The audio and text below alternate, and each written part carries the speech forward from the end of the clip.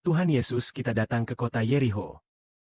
Ah, tentu saja dia menuju Yerusalem.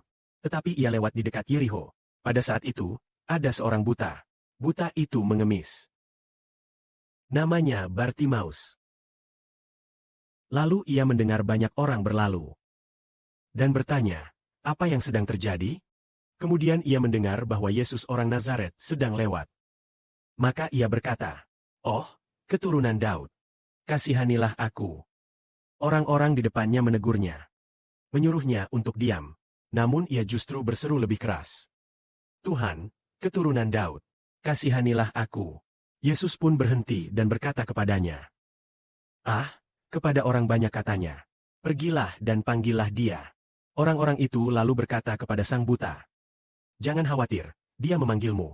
Lalu sang buta itu melemparkan pakaiannya, melompat dengan semangat, dan bergegas kepada Yesus. Yesus bertanya kepadanya, "Apa yang kau inginkan supaya aku lakukan bagimu?" Dia menjawab, "Tuhan, mintalah agar aku dapat melihat." Yesus pun tersentuh oleh belas kasihan, dan berkata kepadanya, sambil menyentuh matanya, katanya, "Engkau telah sembuh karena imanmu." Saat itu, ia langsung bisa melihat. Kemudian ia mengikuti Yesus dan terus memuliakan Allah. Orang-orang yang menyaksikan peristiwa itu, juga semuanya memuliakan Allah. Begitu Kristus menyentuh mata orang itu, ia langsung sembuh.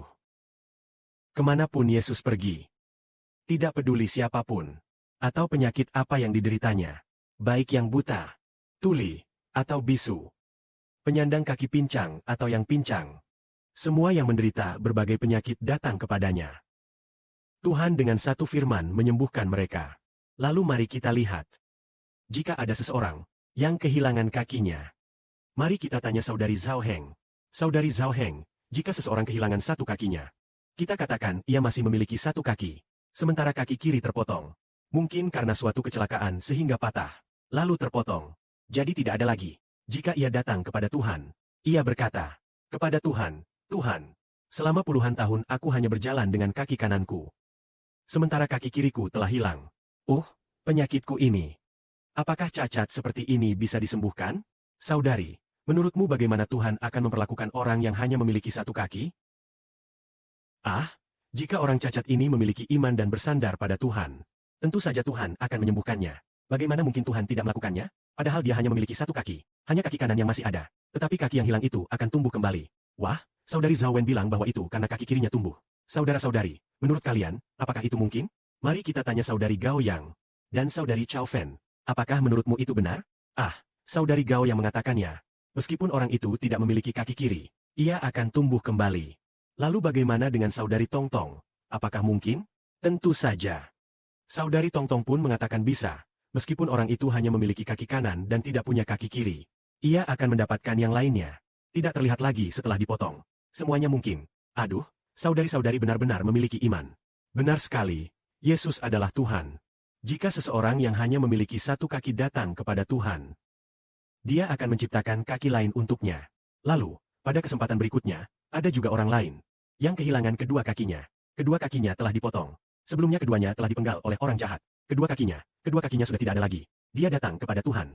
Apakah Tuhan bisa menumbuhkan kembali kedua kakinya? Menumbuhkannya? Bisa. Inilah Sang Pencipta.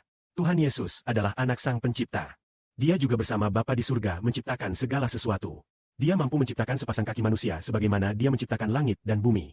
Apakah menciptakan sepasang kaki manusia itu mudah? Atau menciptakan alam semesta dan segala isinya yang lebih mudah? Apakah menciptakan sepasang kaki itu mudah? Benar kan? Jadi, Tuhan Yesus adalah anak Sang Pencipta. Penciptaan. Itu berbeda dari yang kita bayangkan, bukan? Sang Pencipta, anak Sang Pencipta. Dia berbeda dari manusia. Sang Pencipta berkata, "Tidak ada kaki." Lalu berkata, "Ada kaki." Maka kaki itu langsung muncul. Di dalam Sang Pencipta ada Roh Kudus Sang Pencipta. Kekuatan besar dalam menciptakan adalah begini. Firman-Nya mengatakan ada, maka langsung ada. Kuasanya menyebabkan terjadi. Yang tadinya tidak punya kaki. Maka, katanya, kaki ini keluar. Kemudian, dia pun lahir. Dulu Petrus pernah memotong telinga seseorang. Telinganya sudah putus. Sudah. Lalu Yesus menyentuh telinga orang itu.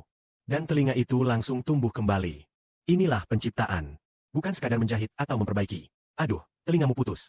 Ambil lagi, jahit. Bukan seperti itu. Dia sentuh sekali, dan telinga itu tumbuh kembali. Inilah kuasa besar Sang Pencipta. Jadi di dalam Kristus Tuhan ada kuasa besar Sang Pencipta. Menciptakan berarti menciptakan sesuatu yang sebelumnya tidak ada. Dia menciptakannya, maka jadilah ada. Bagi kemuliaan Bapa, Tuhan.